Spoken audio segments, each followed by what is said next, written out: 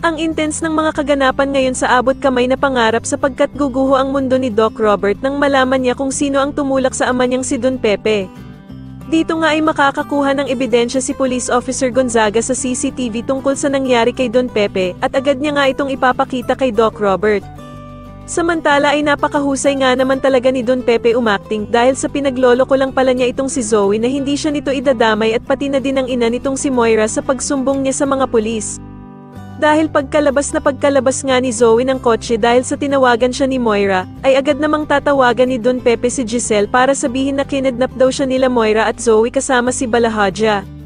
Ngunit wala namang kaalam-alam si Don Pepe na nasa tabi na pala niya si Zoe at tahimik na nakikinig sa mga sinasabi niya sa cellphone niya.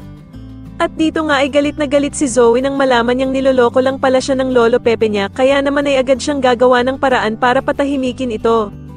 Kaya naman ay galit na galit si Don Pepe nang agawin ni Zoe ang cellphone niya at dito nga ay ipapamukha niya kay Zoe na si Annalyn lamang daw ang tunay nitong apo at siya naman daw ay isa lamang manloloko at hindi siya tunay na tanyag.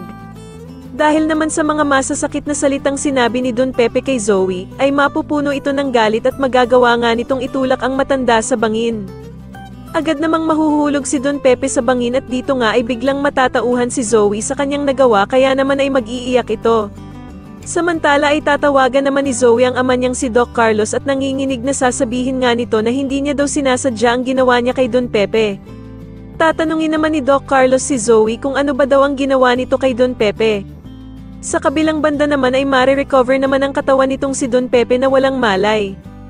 Agad namang makakarating dito si Annalyn at dito nga ay maabutan niya ang lolo Pepe niya na walang malay at sinasakay sa emergency car. Sa tingin niyo magawa pa kayang mabuhay ni Don Pepe matapos siyang itulak ni Zoe sa bangin? Mas lalo na nga talagang nagiging exciting ang mga susunod na kaganapan kaya naman ay mas lalo pa nating abangan ang mas lalong gumigandang abot kamay na pangarap. Maraming salamat po sa inyong panonood at sana po ay masubscribe niyo ako. Maraming salamat po.